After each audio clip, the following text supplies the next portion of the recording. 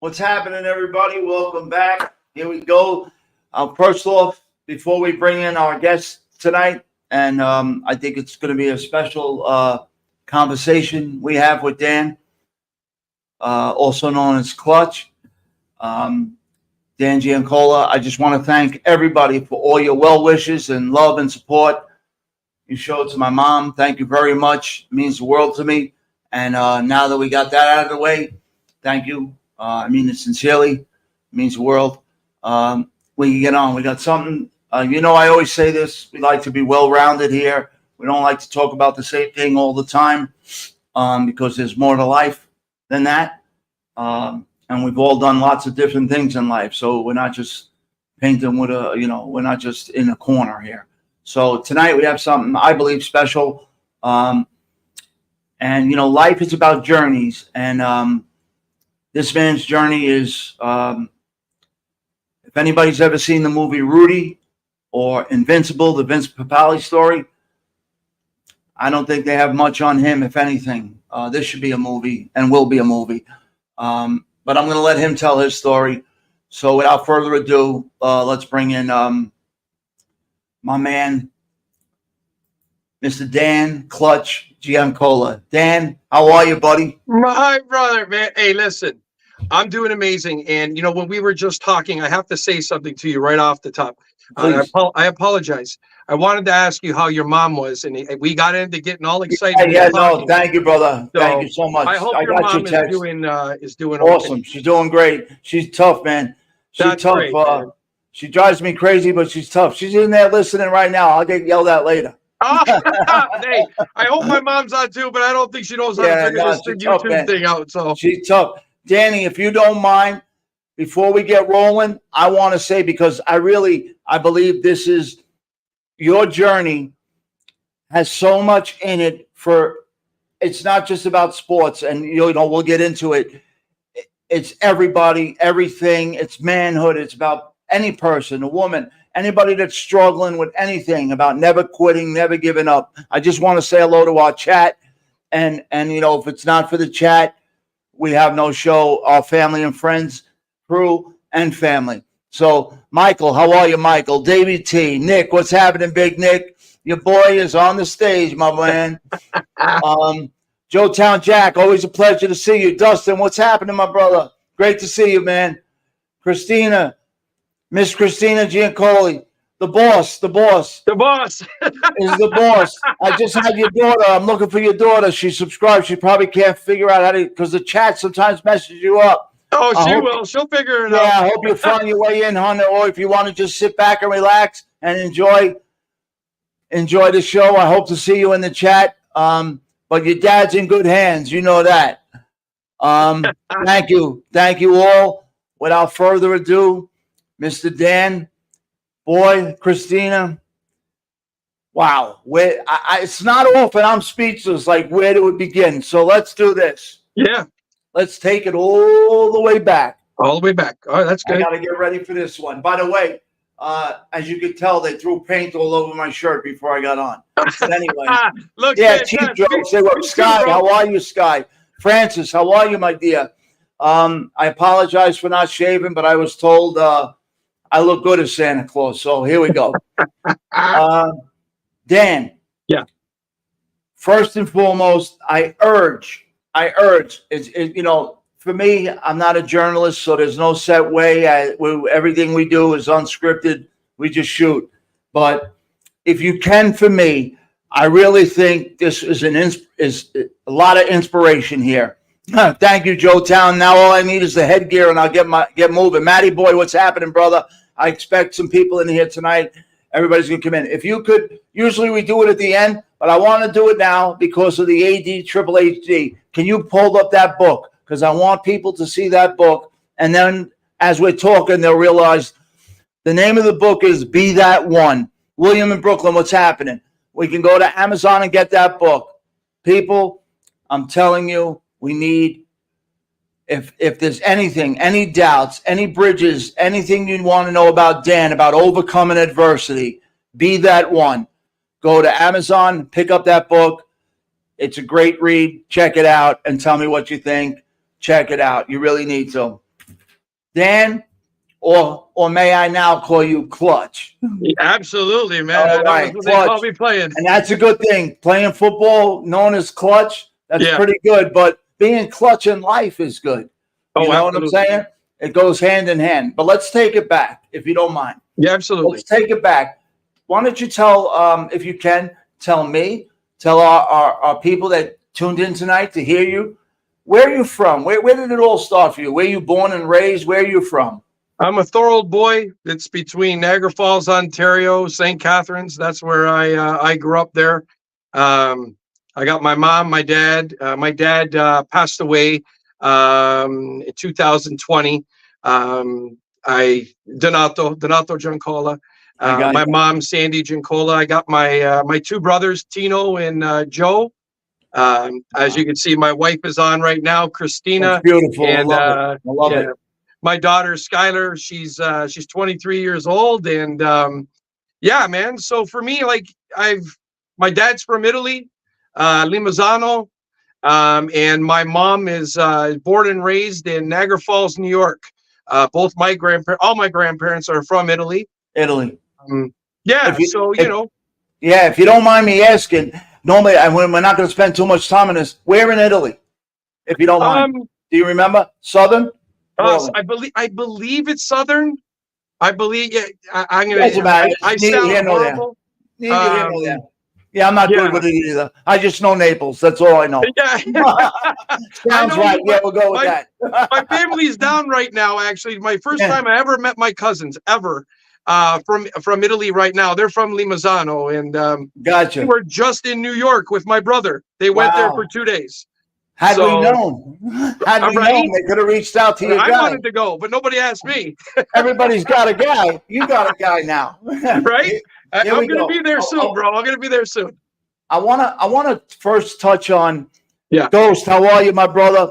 This is great, man. I appreciate everybody coming in. Again, I appreciate all the well wishes to my mom. We got a special guest tonight, Dan Clutch Giancola. Dan, so as a kid, you grew up a Buffalo Bills fan, correct? Yes. Okay. At what age did you start thinking you might want to play football, or especially at what age did you say, "Hey, I could kick a football. I know how to kick"? How did this happen? Talk to me about that. For me, growing up, soccer was my sport. I was with the Canadian national team. Absolutely. For a brief period of time.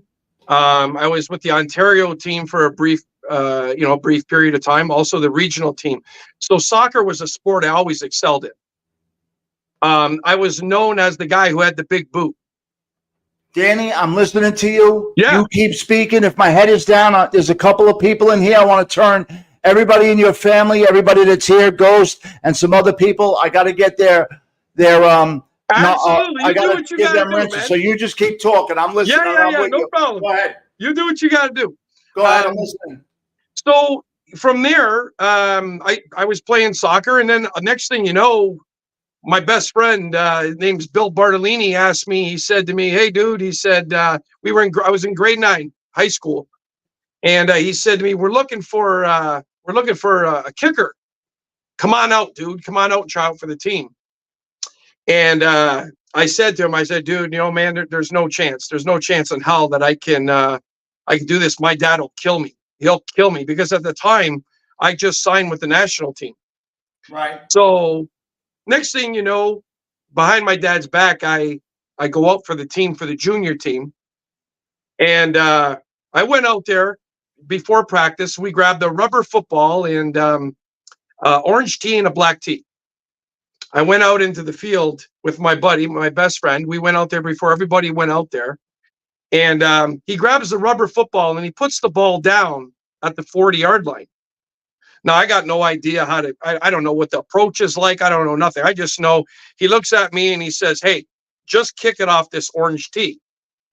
So not only did we put the wrong tee down and upside down, which was actually the kickoff tee, he looks at me and he goes, hike. And I look at him, I'm like, what the hell's that? What do you mean hike? What's hike?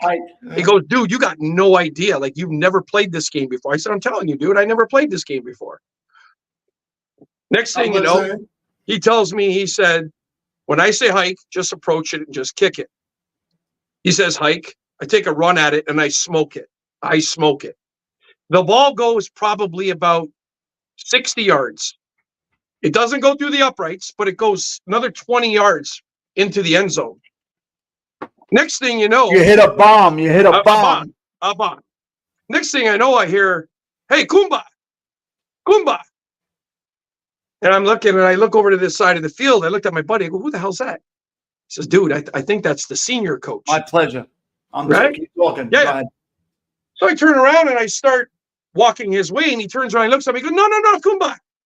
Move back. Kick another one. Kick another one. So I move back to the 50-yard line.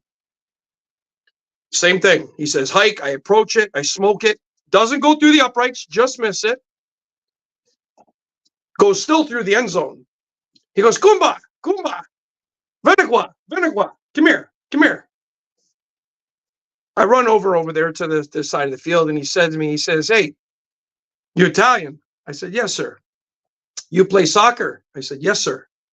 He goes, how many years you been kicking the football? And I looked at him. I says, well, sir, those are my first 2 kicks I've ever kicked. He said to me, you got to be kidding me. Minkia, come on over to my side of the field. So now he takes me over to the senior side. Next thing you know, I go there and I sit there with a holder. I grab my orange tea and I put my orange tea down upside down. He looks at me and goes, what are you doing? I said, what do you mean, what am I doing? He goes, you got the wrong tea, and the best part is it's upside down. I go, so next thing you know, I grab the black tea, I put it down. I take my 6 yards back. He looks at me and goes, what are you doing? I said, Coach, I've never played this game before. I don't know. He says, you got to be 3 yards from the tee. I said, okay. Next thing you know, I line up and I hammer this extra point. Not only does it go through the uprights, it goes out into the street and I hit a city bus. Literally hit a city bus. He says to me, you're my extra point guy. He moves me back to the 30-yard line. He says, this time we're going to put a line here, a snapper and a holder. I go out there and I kick that. Goes through the center of the uprights, goes out into the street. He goes, you're my field goal guy. I look at him, and at this point now I'm thinking to myself, oh my God, what am I doing here? My father's going to kill me. I was going out for the junior team, and I wasn't even going out. I was just making my buddy happy. Next thing he says to me, we're going to do kickoffs. So I grab my black tee, and I'm sitting there, and I'm trying to put the ball on the black tee. And he says, what are you doing? He says, now you use the orange tee. So I grabbed the orange tee, and I said, so what do you want me to do? I want you to kick that ball as far as you can. I line up, and I hammer this football, and it goes all the way down to the end zone. He looks at me, and he says to me, you're my kickoff guy. We go over to the side of the field now. In the Canadian rules, in the Canadian league, and just being a Canadian high school, they like to get one guy to do everything. So he says, I want you to go try a punt.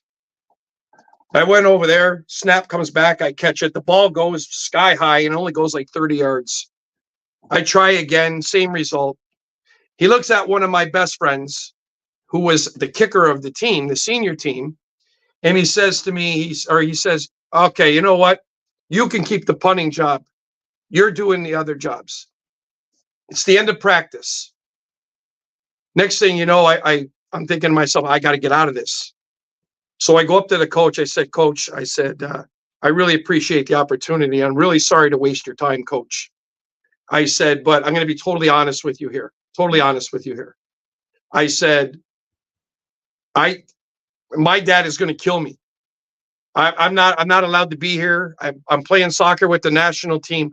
He says, what if I said to you that I'll call your dad and if he says yes, will you play? Craig, I was so confident. I was so confident that he was going to say no. I had nothing to worry about. Right, exactly. Next thing I know, he calls my dad. I come home. My dad's sitting on a chair watering the grass. He says, hey, what's going on? I said, nothing, Pa. What's going on? He said, what'd you do today? I said, well, I went to school. What happened? At this point, I knew I was screwed because my dad never did that to me. Never did that to me. He never asked me how things were going, nothing. Next thing you know, I told him the truth. I said, Pa, I went out for the junior team to kick. Next thing you know, I'm on the senior side. And he asked me to be the kicker. He looks at me and he says to me, I don't understand you. You're with the national team. You have a great opportunity. What are you doing? What are you doing? I said, Pa, I don't know. He says, you know what? You're a grown-ass man. It's your decision. If you want to throw it away and you get hurt, that's your business. But it's your choice. Craig, I couldn't believe it. I go to school the next day. I tell the coach, say, Coach, he goes, I already know, buddy. I already know. He said, welcome to the senior team in grade 9. Grade 9. So that's how it started for me. That's how it started. I played grade 9, 10, 11, 12, 13, all senior. We won every year. We won all city every year. And that's where I got the love of the game. You started to love it, yeah. The love, the art of kicking, watching the ball go through the uprights, the brotherhood. I mean, it's all about the brotherhood. Offense, defense, special teams, all clicking as a one unit. And it was amazing. High school was amazing. Yeah. I'm going to bounce around. Danny, thank you so much, man. I'm going to bounce around. I just want to put this up. SG, I don't know if you could read the chats, but I'll read it to you. Can you see the chat, Danny? I can actually. All right. So maybe SG, or if you want, I'll read it to you. Dan, I'm here. Your father's family's so it's somebody SG. I'm here. Your father's family's from the middle of Italy, Limassano. I think that's my mom. That's my mom. Hey, Mom, how are you? How are you, Mom? Mom, it's got to be my mom, Sandy Giancola. It's got to be my mom. How are you, Mom? So Mom is explaining to everybody where you're from. This is beautiful. I feel like I should have brought pastries tonight. We should get the black coffee. Somebody's got to get the coffee. My mom would have baked some. So here we go. So Gianni, you're gonna love this crew. Johnny, look how Gianni comes in. Buonasera. Buonasera. So Gianni, this is a great story about a great guy. So all right, so we're talking about how he fell in love with kicking. And we started with the football. So now I'm going to jump around a little bit, Danny. Absolutely. Stay with me here. Have a little patience because it's all going to tie in. I want to get to, so you realize young, you love the Buffalo Bills. You like kicking the football. That's awesome to meet you, Mom. It's a pleasure. My name is Craig Gatto. It's a pleasure to have you here tonight and have your son come on and be with us. Thank you. Thank you for making this young man. Thank you. And may your dad rest in peace. Thank you, man. Absolutely. Appreciate it. I want to just jump on something because anybody that watches this show knows that we bounce around and we do some football stuff, and we tackle it more from the evaluation point. I have one son. I have 3 sons and a girl, but we talk about football, and we got ready for the draft and. We talk about evaluating film and stuff like that, like we discussed a little bit. And I want to get into something we had discussed. And so you realize you can kick. You love the Bills. But you and I both know, we talked about, I love the game, you love the game, I love to play, you played. But I knew at some point the dreams were not going to happen for me. Maybe I would have found out later on I didn't have what it took, from whatever standpoint, speed, whatever it was. Right. But I never gave myself that ability because I knew one thing was a problem: school. Right. School and me didn't work. Right. Right. It just didn't work. Absolutely. So when school and you're an athlete don't work, well, it's not going to work. You're going to find something else you better love to do, because the chances of you ever doing anything in sports are not going to happen. Right. So it's going to bring me to this. And we're going to bounce. So you at some point realize you're good enough. People are telling you you're good enough, man. You got what it takes. You realize your leg is special. You can kick on a level of a professional kicker. Right. But yet you don't go to college. Yeah. How the hell does this? You don't go to college, and yet you get noticed. Right. How does this happen? How does that even happen? Because I've seen so many guys be great. Yeah. But they just couldn't get it. If there's no tape on you, there's no video we could see on you. And it's usually got to come from a college, or nobody wants to look at it. Exactly. Can we talk about that a little bit? 100%, man. Please share that because we got some football guys in here. Yeah. Or just people that want to hear the journey. Right. So I'm going to bounce a little bit. No, it's all good. After high school, you played high school, right? I played high school football, and then there was that couple years in between, and I didn't know what I wanted to do with my life, and that's including there was nothing in me saying I want to play professional football. Oh, really? Okay. I loved to just play football. Thank you, Ghost. So for 2 years, instead of going to the soccer field and taking a whole bunch of soccer balls with my brother Joe and my brother Tino, and we go to the park and we kick for hours and hours, my mom would be down the street. We live right down the road from the soccer field. And my mom would be screaming bloody murder, supper, supper.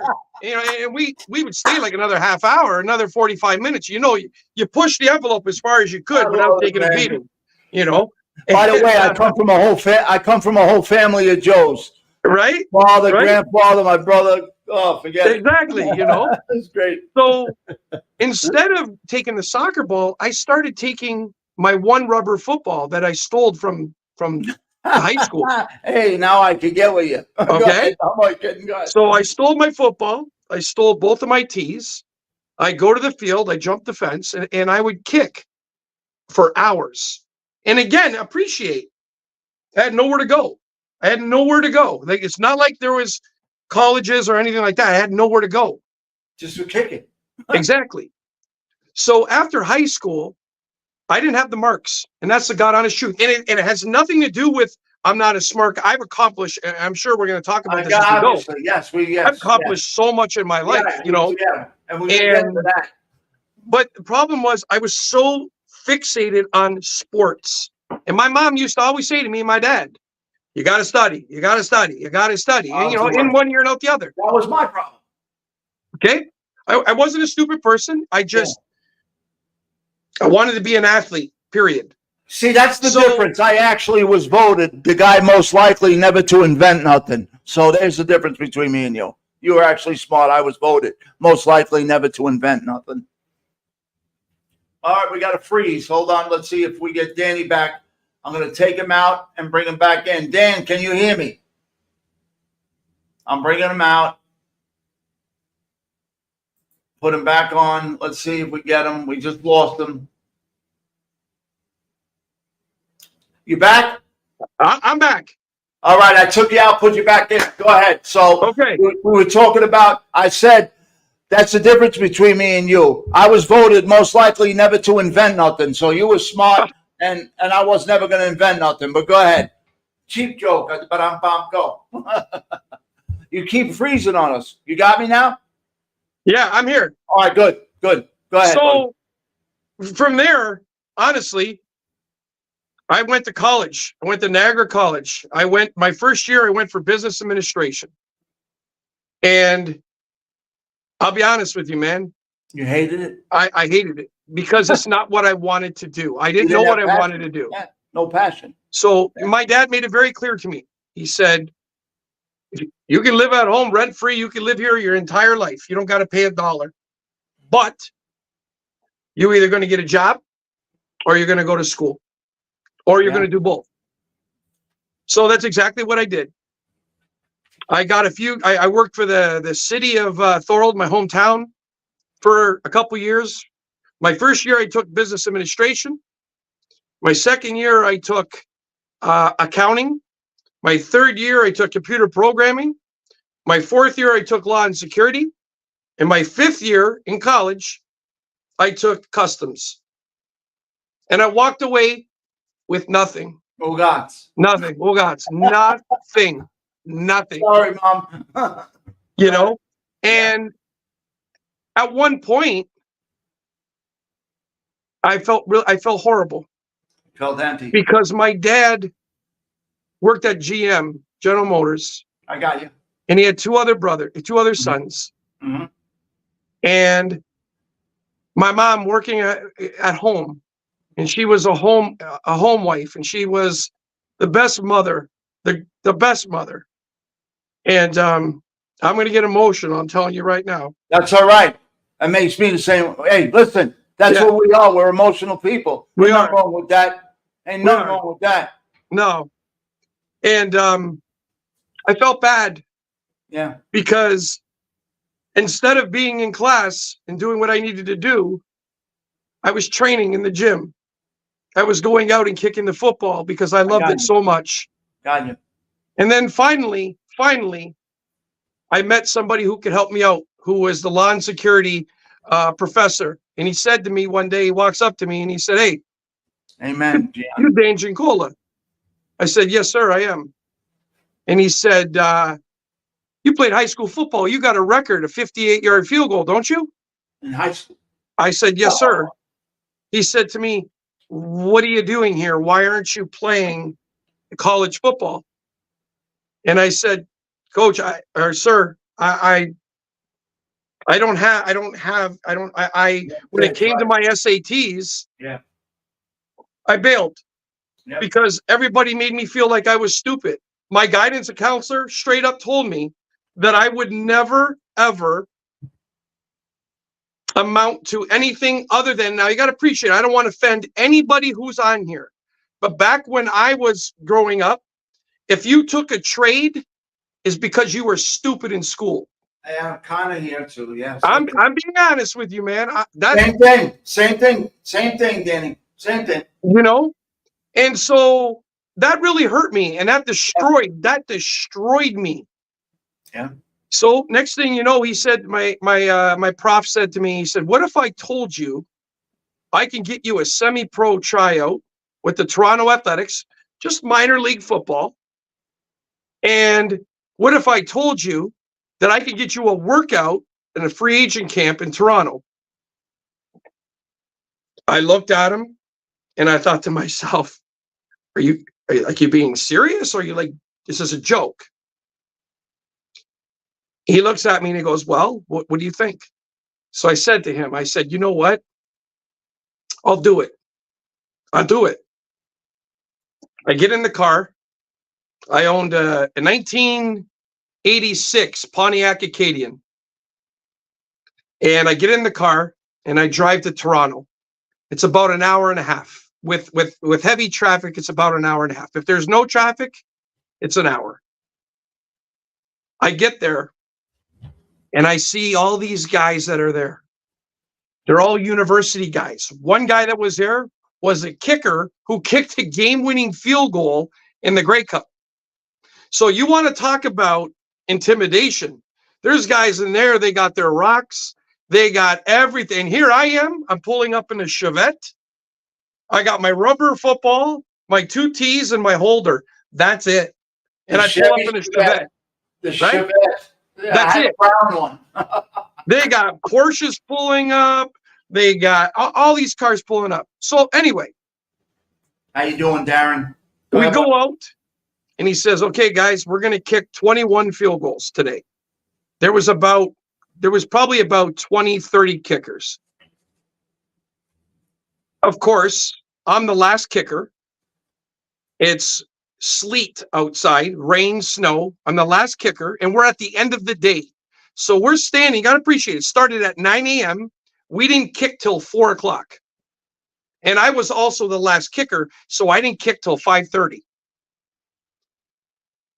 I went 21 for 21 in field goals. I'll never forget, Nick Volpe, the head of Canadian Scout, looked at me and he looked at all the kickers. We all sat in a circle. And he said, hey, guys, do me a favor. Point to the guy or say the guy that you feel is the best kicker today. And they all turned around and they pointed at me. Right at you.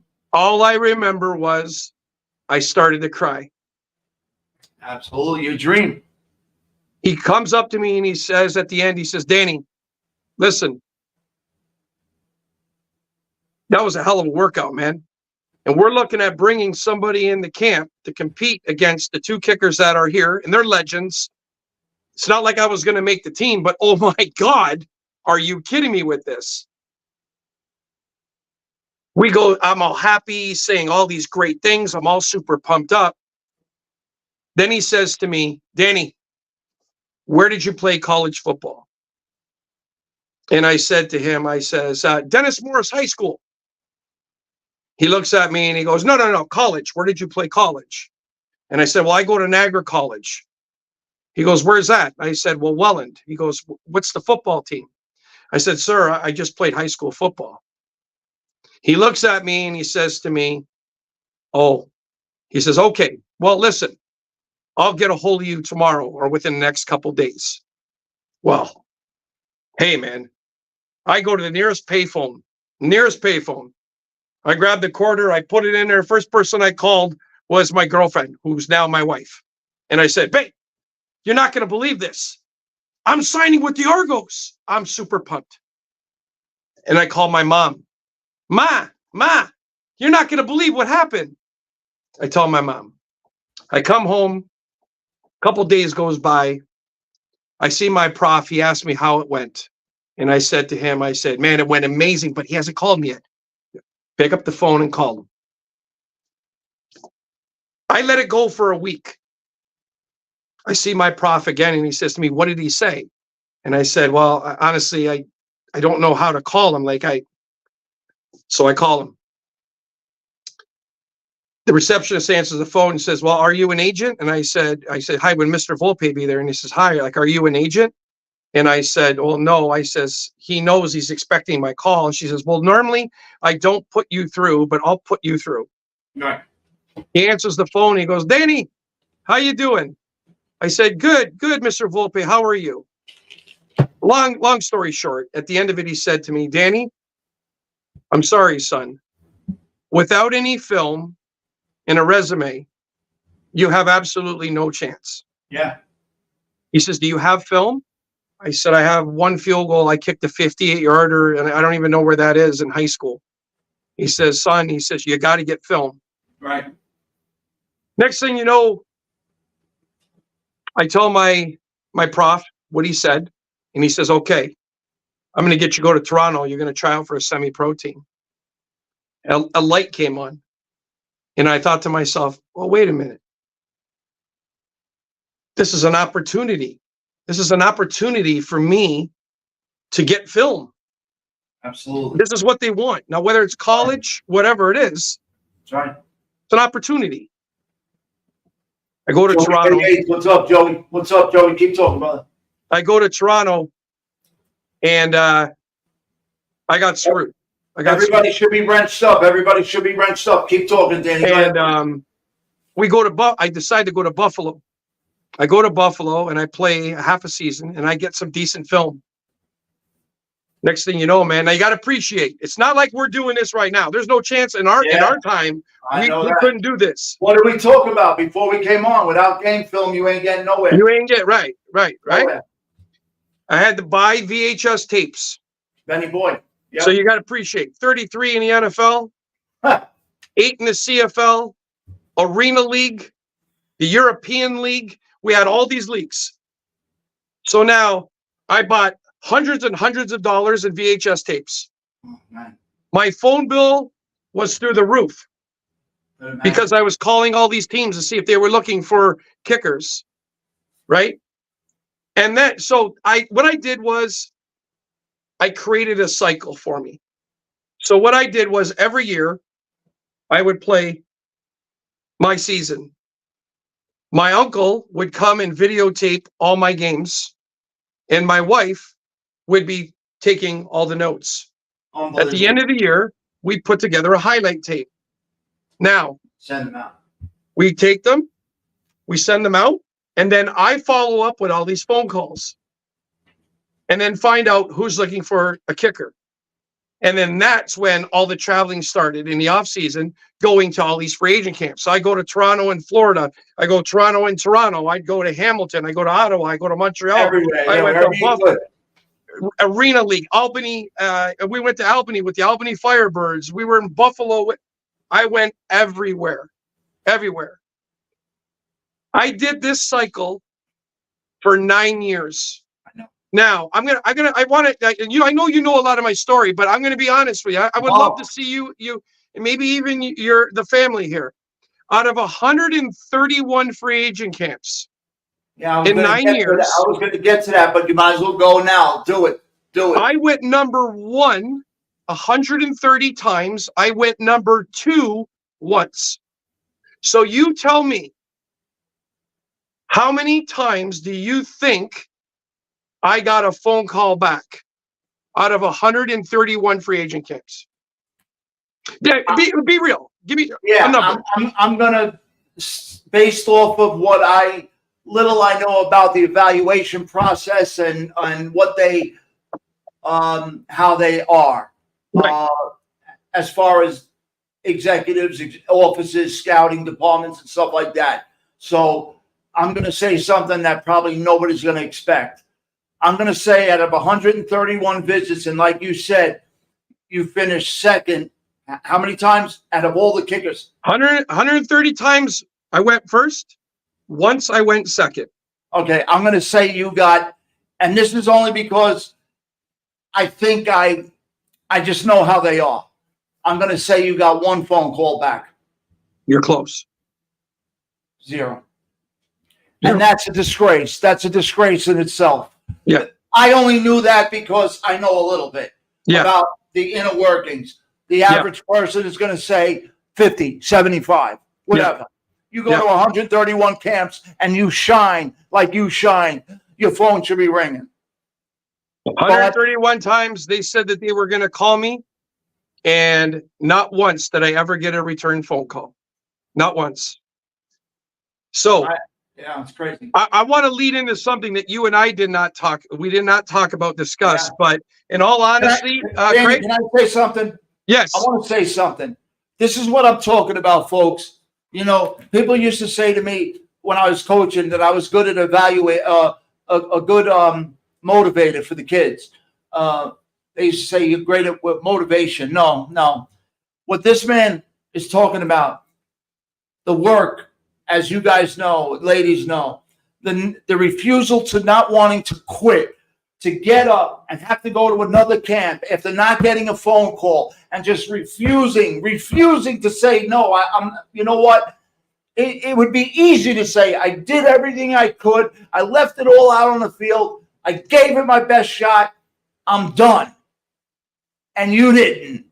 Yeah. Man, hats off to you. Now go ahead. Thank you. Thank you, bro. I'm getting fired up just hearing it. That's why I was a good linebacker. Go ahead. You know, honestly, man, the reason why I didn't was because I knew I had the talent and ability, and I needed to just make sure that I believed in me. Right. I got you. You know what I mean? I got you. I needed, you know, my 2 biggest cheerleaders were my Uncle Peck and my wife. My brothers, you know, you need that. You need somewhat of a support, but the two people that I can honestly say that they went to all my semi-pro games, they were by my side, was my Uncle Peck and my wife. And thank God for that. Thank God for that. Amen. So I want to just tell you, so what I was going to say was the story where this comes from. Be that one. I want to tell you a very quick story if I could. Tell me. Yeah, tell us. Yes. So after, what a lot of people don't know is in 1998, Yes. before I signed in 99 in Toronto, I was actually signed to another CFL team, the Saskatchewan Roughriders. I know who they are. Okay. So I finally I was in Iowa. I was trying out. No, I wasn't. I was not. That was in Toronto. I was out with another team. My agent called me and he said, Danny, where are you? And I said, I'm trying out for, I can't remember what the team was. He says, I need you to go home right now. I said, well, what are you talking about? You had a gig. He says, you're bleeding green. So what the hell are you talking? What are you smoking? What are you talking about? Bleeding green. You just signed with the Eskimos, I'm guessing. Roughriders. The Roughriders. I don't know the colors so well, but I was guessing. Yeah. They're more like the Packers. Exactly. You're right. Exactly. I did a little workup with Canada players. Exactly. Awesome. Next thing I know, he says, I need you to get to a fax machine. So I get to the fax machine. I got this contract. It's in my hand. I race home. I put it on a table and my mom's sitting there across from me. And right away, she grabs a camera. She goes, okay, son, when you sign this, I want to take a picture. So I get over there and I sign the contract. Well, of course, it takes a couple days for the Canadian Football League to register. Contract. Right? Next thing you know, the media starts calling. You're a star. It went everywhere. It went everywhere. Well deserved, my friend. Well deserved. So next thing you know, a month goes by. I'm doing all these interviews. I'm training my ass off. I can't believe this is happening. People are coming out of the woodwork. Hey, man, I knew you could do it. Yeah. I told my semi-pro team in Buffalo, guys, I'm going. I can't believe this. You know, they were all like, way to go, dude. We got you. We got you. It's the day. It's the day to go. And I get to the airport. My wife, again, at the time, my girlfriend, drives me to the airport. I get there, I get on the plane, and I hear over the intercom, will passenger Dan Giancola please come to the front of the plane? So like, what the hell's going on? Like, what's happening here? Next thing you know, he says, get back, if you could go back to boarding. I'm like, what's going on? Like, did you find something in my luggage? Like, what's going on? He says, well, they'll tell you at boarding. So I get out to boarding, and they said to me, Mr. Giancola, the Saskatchewan Roughriders have been trying to call you. I didn't realize I didn't have my ringer on my phone. He said, the Saskatchewan Roughriders no longer need your service. Their kicker just came back from the European League. He got cut. So another. This one was a knife. This one was a knife. Right through the heart. Yeah. Right through the heart. I get in the car. We're driving home. And Christina looks at me and she says to me, are you okay? Yeah. And I said, I'm all right. Yeah. I said, I started crying. Of course. And I said, babe, yeah, exactly, right? Given and ripped. Exactly. Yeah. And I said, babe, listen, I came this close. Just I know where you're going. That's right. Let me try one more time. That's right. If this doesn't work, at the time I was working in a grocery store, I said, I talked to the owner, Frank Camiso, of Camiso's, and he said that he would give me a book and I can go and study it and I can become a manager of the store. She says, babe, I support you. I said, okay. Next thing you know, I come home and The next day, I go to my practice with the semi-pro team. The guys all looked at me, and it broke my heart. Yeah. Because the first thing, I know exactly what they were thinking was, dude, I thought you were going to go play pro. What are you doing? Yeah, okay, buddy, you went to play pro. And that devastated me because we're brothers. We're brothers, man. And we were in this together. We played for the love of the game. We paid for our jerseys. We paid, and we didn't even have, we taped our number on our jerseys. I bought a helmet from a young kid, taped the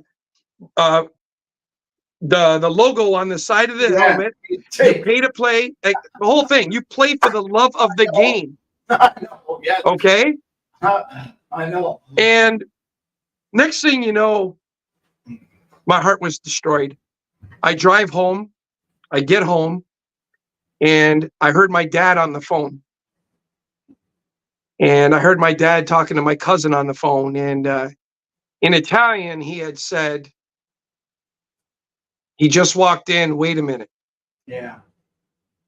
So I go upstairs. Yeah. I thought, all right. So back in the day, we had the dial phones. Rotary phones, yeah. Yeah. So I didn't hear him talking anymore. He was very late. So I picked up the phone. Next thing you know, I hear him on the phone. He's talking English. And he said to me, he said, you know, I love him. He's my son. And I would be wrong if I didn't worry about him. But it's embarrassing. I work with his girlfriend's father at General Motors. He's been dating her for 9 years. And, you know, he's got to give up this dream. Next thing you know, I start crying. I started bawling. Yeah. Because I thought to myself, you know, This is my dad. Yeah. This is my dad. Reality. Right. You know? Yeah, of course.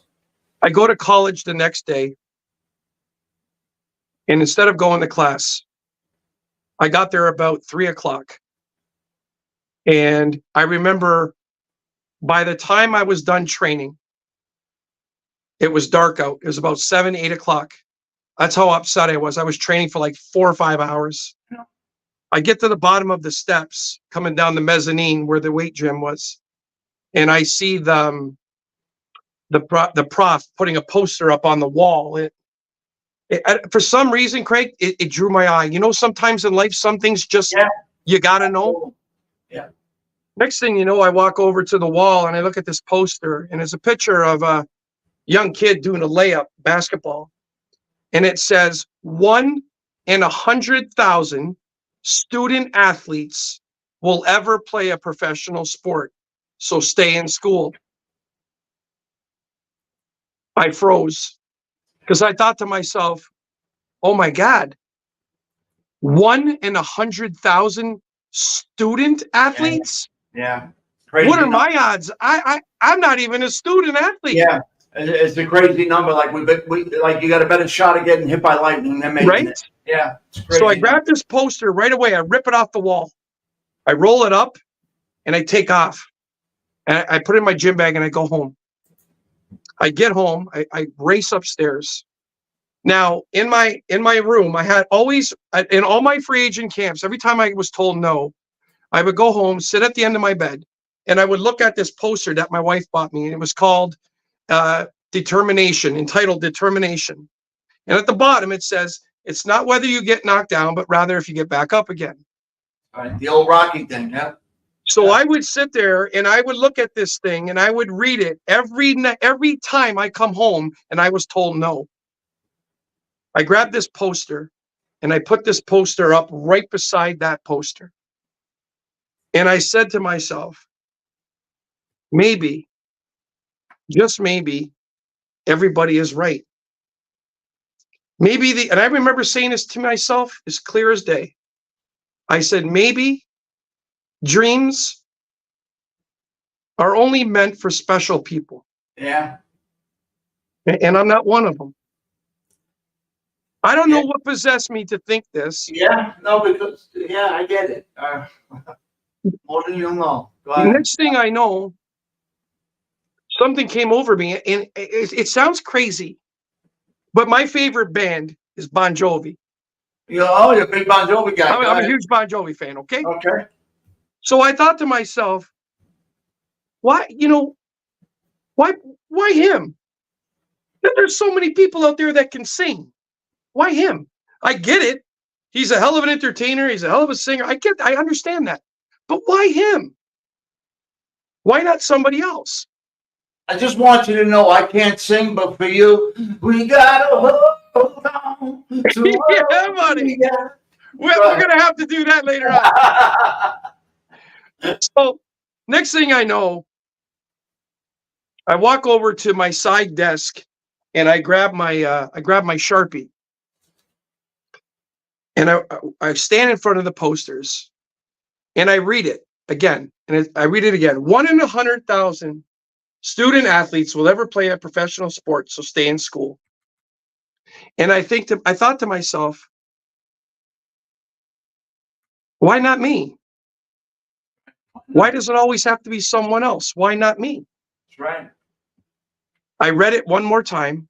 I grabbed my marker and I put a big X through 1 in 100,000. And I wrote, be that one. Those are three. That's the words of the book. Those are three of the most. I got goosebumps, dude. Like every time I talk about this, every single time, those are three of the most powerful words I've ever spoken. Wow, it hits home. Absolutely. And I made a promise to myself at that point. I was not going to stop until I got the opportunity and somebody told me, no, you're not good enough. Well, guess what I'm going to do? I'm going to bounce around again. Absolutely. All right. So 1999 is a special year. Why is 1999 a special year? What happens in 1999 in the NFL? What happened? So 1999, I signed with the Toronto Argonauts. Right. And I had the year of my life. I went 48 of 61 in field goals. I led the league in scoring. I led the league in most field goal attempts. I led the league in most field goal made. I was up for Rookie of the Year, Canadian Player of the Year, and Special Teams Player of the Year. Now, albeit I never won one of them. But with that said, I was a grocery clerk the year before, playing minor league football. Very similar. After that 99 season, next thing you know, my agent calls me and said, dude, you ain't going to believe this one. I said, what's up? Right now, you have 7 NFL teams. Let them know. The Giants, San Francisco 49ers, I believe the Jets, the Cincinnati Bengals, the Baltimore Ravens, the Washington Redskins, and the Buffalo Bills. Unbelievable. Those were the 7 teams. And just a reminder to everybody out there, as you know, there's only there's 32 NFL teams for those that don't know, which means there's only 32 of those jobs. Go ahead. I'm sorry. Exactly. I just wanted to put that in perspective. No, totally. So I made the decision after I talked to my agent. My agent said, hey, listen, they want to give you a small signing bonus, and they don't even want you to work out.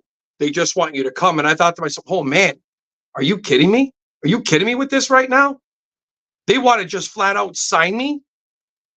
Next thing you know, I go to Buffalo. I got my wife's cell phone and I got my cell phone. If you notice, that was the thumbnail we used today. You sitting on the bench. Right. Beautiful. So that picture there, that was April. That was mini camp. Can you please? Yeah, I'm sorry. After you're done, you gotta get into the story on why Buffalo even brought you in on that. They were down on somebody. Go ahead. Well, no. I can totally get into that right now. Okay. The reason why they signed me was the year 99 when I was playing in Toronto. Buffalo had it was the miracle Music City Miracle where he had a short kickoff and they lateraled it across the field and returned it for a touchdown and lost. And that receiver, I believe, was Derek Mason. Yes, I yes, could be wrong. you're Frank right. Wycheck for across the field to Derek Mason. You're right. You're right. So that's when they said, you know what, we got to bring this guy in. And Christie was a great kicker. A phenomenal kicker. Right. Phenomenal kicker. You know your trade. Right. You know? So from that point there, I went to Absolutely, David. camp. Camp could have been better. That's all I'm going to say. Camp could have been better. Unfortunately, a lot of things happened, and mentally, it was extremely tough year. Personally, yeah, and it was tough. So unfortunately, the coach made a decision. He said to me, he said, Danny, hey, you know what? One thing for sure I will take away from this. It was one of the biggest compliments I've ever had in my entire life in that sport. Coach Phillips, Wade Phillips, said to me, I wish I had 55 guys on a team like you. That's a He says, your heart is pure and you're here. You can tell you're here for the love of the game. Yeah. I mean, if you didn't love the game, you wouldn't have got as far as you got. Exactly. Right. Forget about making it. Exactly. You never get that far. Exactly. I got to be honest. I didn't have that. I would have heard maybe 5 or 10 of those. That would have been good enough for me. I gave it a good shot. Sayonara. And I would have been looking. Honestly, I would have been looking to rob the coach. Absolutely. No, after being let down so many times, I would have been so pissed off because I know I deserve to be there. I would have felt that way. I'm better than them. I belong here. Absolutely, bro. Absolutely, 100%. How could you cut me? How could you cut me? I would have took it personal. You took it professional. I wanted so bad. All I said to him was, please, let me play the one exhibition game because it was against the Cincinnati Bengals in Buffalo. It's an honor to be with you, man. Oh, thank you, bro. Right back at you, man. Right back at you. I mean thank you. That's what I'm trying to tell people. There's so much to gain from this. Absolutely, 100%, never man. quit. Never give up. That's what it's about. That's what life's all about, Never. And so I ended up going back to Toronto after that. Toronto traded me out to BC. I had the year of my life out there. I had a phenomenal time. Unfortunately, in that year, I realized politics of the game. They decided to put me on the practice roster because they wanted me to sign a 5-year deal, and I wouldn't do it because my wife was home pregnant with our daughter, Skylar. I gotcha. And I'm not going to base the next 5 years of my life on a telephone and say, hey, babe, so listen, do you want to live in BC for the next 5 years? No, that's not how I was raised. Good for you. That's not how I was raised. So they sent me home. They went on to win the Grey Cup. So unfortunately, I never got a ring, even though I was entitled to it. The following year, I went and played in Toronto. The following year, Argonauts again. You played for the Argonauts again. Oh, multiple times. I was what they call a journeyman. I really traveled a lot. Yeah, but you know what? Speaking of journeyman, speaking of the journeyman you were, can you go like this for our people so they could see what a journeyman you were? Yeah, that's a journeyman, folks. That's what happens when you're a journeyman that refuses to quit. That's what happens when you refuse to quit. That's it, man. Dan. That's it. Thank you, man. Appreciate that, bro. Thank you. Dan. Thank you. That's what happens when you don't quit. You don't give up, and you fight, and you fight, and you fight. That's what it's about, man. Honestly, you don't give up. I'm emotional over this shit. I love it. I love it. And I'm glad you are, man, because I'll be honest with you. Stevie, I love you guys. You know it. You're the first one that I've done a podcast with that, gets emotional, and I love emotion. So I'm good with that. I'm good with that. It's what it's all about. Otherwise, why are we playing? Why are we doing this shit? Exactly. Behind here. Exactly. For what? No, I totally agree with you, man. We can go home and watch TV. We want to do this. Right. Joey, hey, what's up? So from there, go ahead, Danny. Go ahead. I'm sorry, brother. No. I'm ready to sack somebody. From there, I went to Ottawa. I was honored to be taking. I love this shit. In the first round, I was the second overall pick, which was an absolute honor. The new expansion team, the Ottawa Renegades, took me. The following year, I went to Montreal. In 2004, Davey, I love you, man. That's that one right there. I love it, signed bro. in I love Toronto. it. I got to get the replica. Yeah, I'll right. have the mold bullshit and I'll tell them I Right? was a kicker. Yeah, that's my baby I right there. love it. I love it. Show it off, man. Show it off. And and then from there, honestly, bro, and then 2005, and this is what a lot of people don't know. And this could definitely get emotional for me. My father-in-law got diagnosed with colon cancer. All right. Sorry. He shortly after that, my mother-in-law got diagnosed with preventative colon cancer surgery. Mm. My wife got diagnosed with colon cancer, and my dad got diagnosed with Parkinson's. I'm going to stop you there. I got to say something. Yeah. And this is what I'm talking about. And I'm not going to get, obviously, this is not to get hyper about. But this is what I mean. You get there. You arrive. You got these rings. You reach the pinnacle. You've proved you've never given up. You've gone. You could have tapped out 1,000 times. You get there, and now, boom. All these, which means more than anything, yeah. All the ones you love that carried you through this journey behind the scenes are sick. Yeah. And you're faced with hardship. Yeah. The other side of things, you know what I mean? Yeah. So all the supporters where probably people were running from you when you were not getting the phone calls, not there, when you were crying with your dad, hearing the phone, it's time he gives it up. Right. But you understand? Now the ones you love the most are diagnosed with illnesses. Now you're faced with that. And that's when I had to make the decision. The biggest decision in 2005. And what was that? I was brought up from my great-grandparents, my grandparents, and my parents. Right. That family always comes first. Amen. And in my heart, I couldn't justify going and traveling all over these places, living la vida loca, doing what I love to do when my family is falling apart.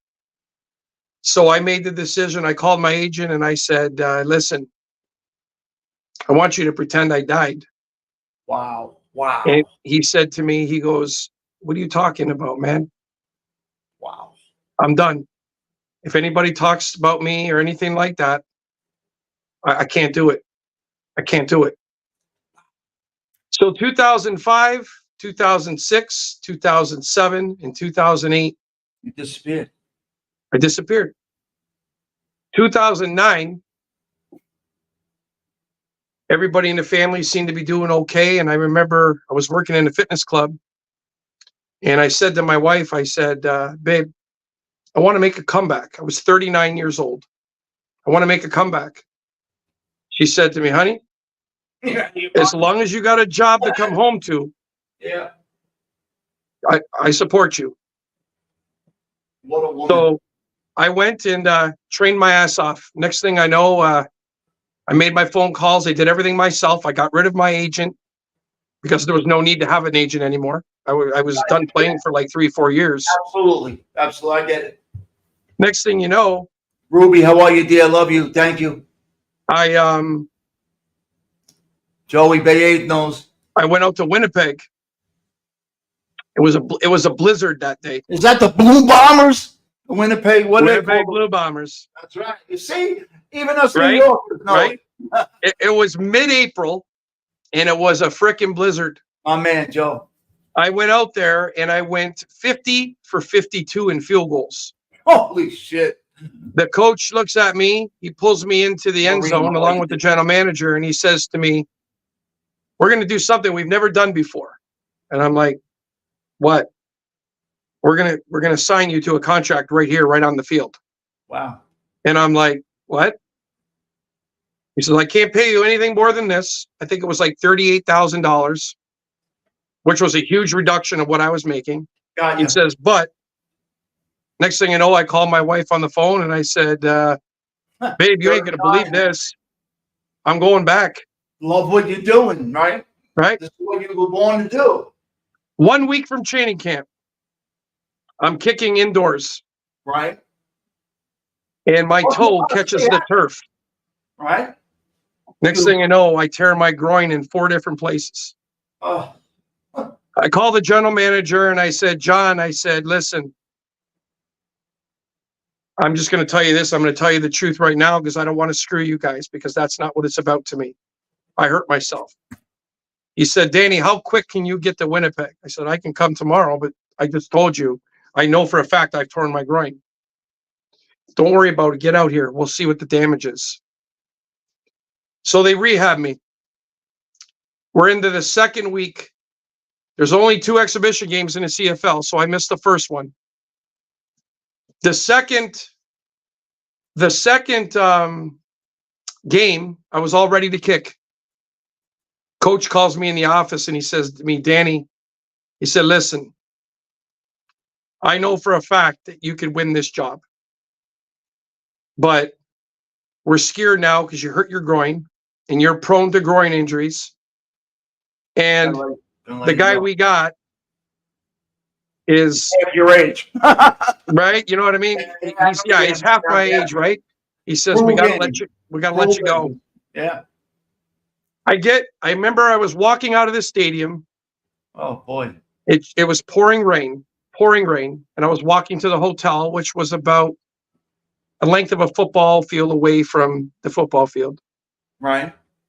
And I remember walking past the stadium, and I was listening to my cassette, and I was listening to U2, Beautiful Day. Okay, it's a beautiful day. They don't want me to sing no more, so I got to shut up. No, that's all good. Next thing you know, Francis, I won't sing no more. The sun starts coming through the clouds over the stadium. And I just remember thinking to myself, wow, what a career. It's the Holy Spirit, brother. I'm standing there in the rain literally stops and the sun legitimately just right over the top setting right above this, right? Just, you could just see it. The stadium's here. Sunset's right here. It's God. Right? I'm telling you, he's proud of you, son. I get on the plane, and I remember we were flying over the top of the stadium, and I remember looking back, looking over to my right out the window, and I remember saying to myself, and this got honest truth, thank you so much, God, for this amazing opportunity. That's beautiful, man. Thank you so much for this. What a ride it's been. Amen. I'm done. I'm going home to my family now. You let it out, brother. Let it out, man. That's a good cry. That's a good cry. Yeah. That's a good cry, man. Let me tell you something. You know, the great Jimmy Valvano said one thing. He said, during the course of a day, if you could laugh, if you could tell someone you love them, and you could cry, man, you had a full day. Yeah. Guess what? You're having a full day right now. I've had a full day, bro. I've had a full day. And I love you, brother. Thank you. I love you too, buddy. We love you. Thank you. So, you know, although we were spotty with all this, that really at the end of the day is, there's so much to tell. There's so much to talk about. But, and again, I'm not trying to sell my book, but I gave you guys the Coles notes about this. But I can't wait to get it. I told you that. Honestly, this. Absolutely. The saying means it all. It means it all. I want to say this because this story, Baywatcher, what's up, brother? We're gonna wrap this part up here because what our guests and our family and community group, our chat crew, and for whoever's watching doesn't know, there is so much more that we have that we could not do this in one night. No. So we're going to continue. I think hour 10 is good. I think we've laid the foundation for the first part. Basically your football career, what it took to get there. And we have so much more It's going to carry us through in part 2. You agree, Danny? If not, I think everybody would. I think everybody would enjoy the second part. No, there's no question. Emotional. Part 2 is more of fighting, going for it, and life, and never giving up. And the emotion you see out of me is real. It's who I am. It's what I am. If I could put a hole in this desk right now, I would. I just don't have the hands no more. I want to just, Danny, we're going to do, right now, let's do it. Today is Thursday. Next Thursday, same time, same bad channel. We're going to do it. Part 2. And we're going to tell the rest of your story and your life's journey, because that's what this is, life's journey with the man, Danny Clutch Giancola. Danny, it's been a pleasure to have you tonight. And more than anything, thank you so much for being part of our community, our chat crew, because they look forward to, now our crew is going to look forward to seeing you in this chat and being part of this. So whenever you can make it, if you can, and you know I will, bro. Thank you. You know I will. Thank you so much. Thank you so much. And I'm looking forward to next week. Part 2 is going to be great because I got a good understanding of part 2. And I'm excited like I was today. I was excited. I couldn't wait to talk about this tonight. I really couldn't. Thank you, man. You talk about it. I mean, I'm just. Thank you. I really appreciate it, bro. I'm just the middleman here. That's it. But thank you so much. We love you. Be safe. Keep an eye on everything. It's crazy out there, man. I've been a lot of nuts again on the way here tonight. I had some guy wanted to just fight out of nowhere. I got my daughter with me again last week. Some guy was just asking if I was in the mood to get stabbed. Oh. Yeah, I never had a survey like that. Somebody say, by the way, you want to get stabbed tonight? Yeah, I've never actually been asked like in a survey sense in the mood to get stabbed. Oh, man. I mean, like, how do you answer that? Actually, yeah, I'd love to be stabbed. Sure. Why not? How do you answer that? Yeah, actually, yeah, I'd love to get stabbed. Right. Depending, where do you want to stab? Right. You know what I mean? Like, you want to get shot? Yeah, I'd love to get stabbed. How about I shoot you first? How do you No, you know what I mean? But on the way here, this guy out of nowhere just says, he just starts cursing at me. I'm like, what the? What? I didn't do nothing. I don't even notice. Whatever. It's just the times we're living in. It's just crazy. But anyway, we love you. I can't wait till next week. We got a great show tomorrow night. Jimmy's a big part of our Friday night show. We go back to the streets on Friday nights. Love it. Talk a little bit about his life and his journey. Everybody's got a journey and a story to tell. And that's all we try to do. Be that conduit. No matter everybody's got a journey. And we just want to be, honestly, this show, I want to get to the point where that platform where you get to talk about your journey, your platform, your experience, whatever it is, that if it can help one person, that's what it's about. And this can help a lot. Never quit, never give up. I love you, man. Thank you so much. King Dom, I got you wrenched up. Stay right there, brother. I hope everybody enjoyed tonight. Next Thursday night, Danny Clutch Giancola will be back.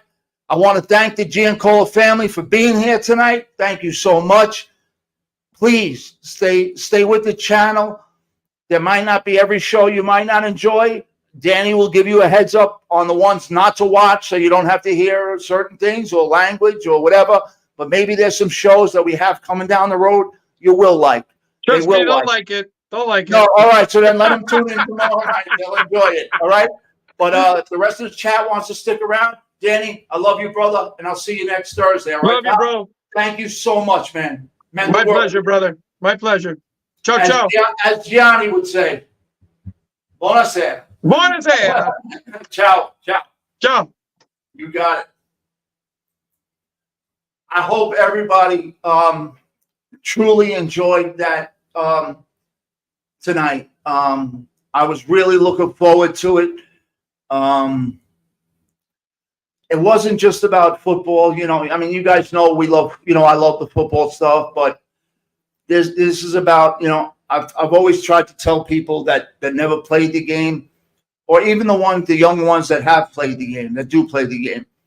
There's so many life lessons that I learned from playing ball And I won't go into it, but there are so many that I've learned that relate back to playing ball and being part of something, being part of a team.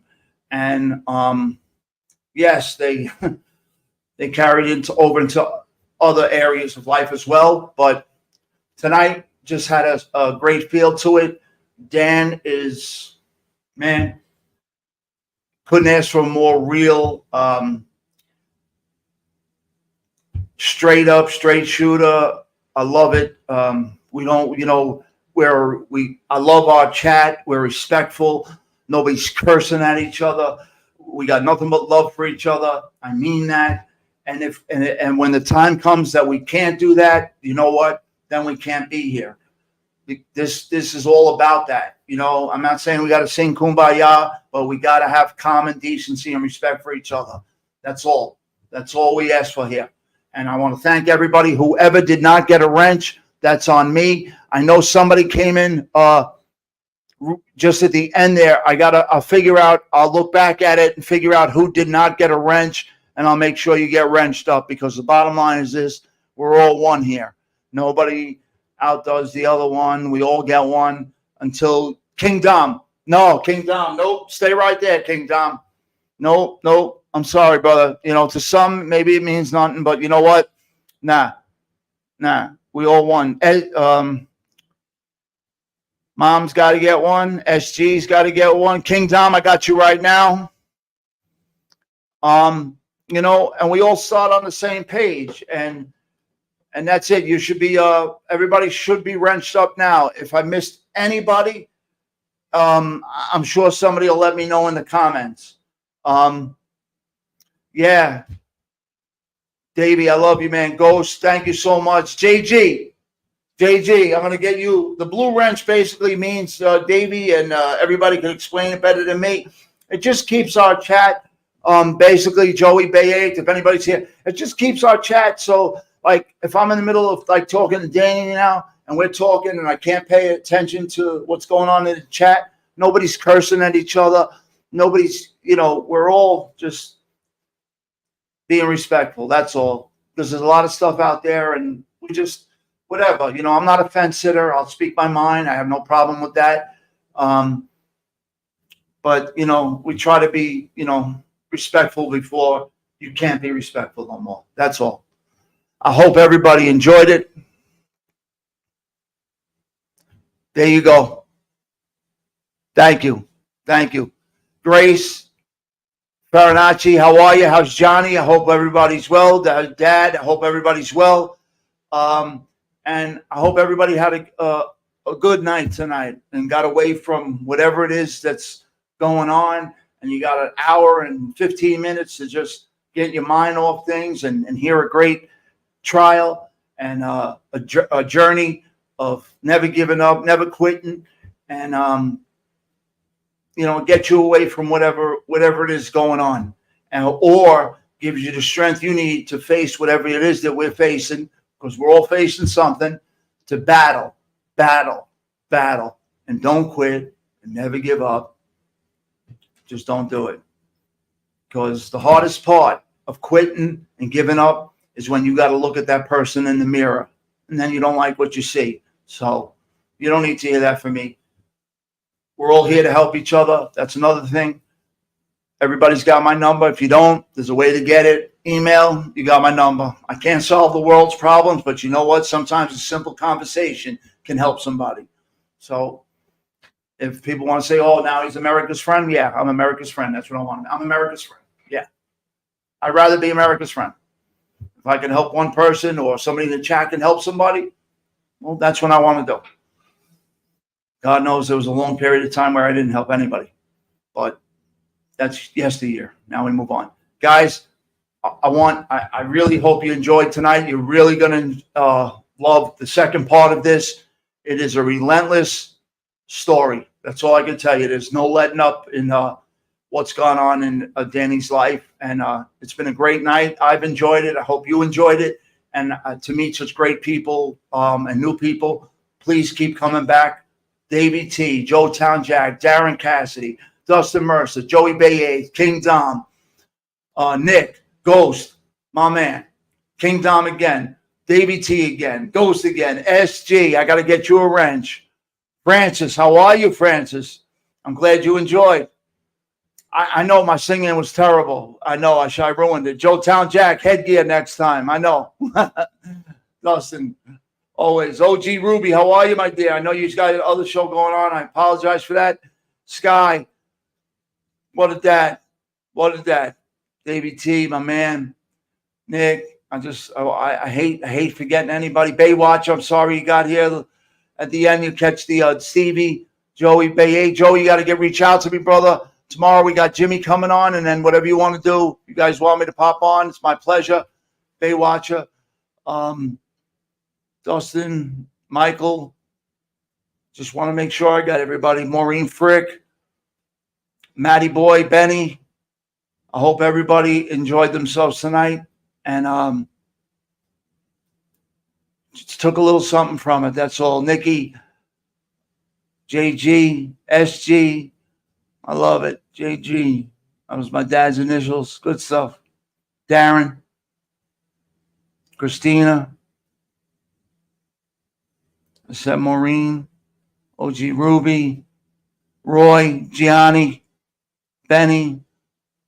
All right. I think we're good. With that being said, if I missed anybody, I'm sure I'll hear it. Have a good night, everybody. Number love, peace, and good night.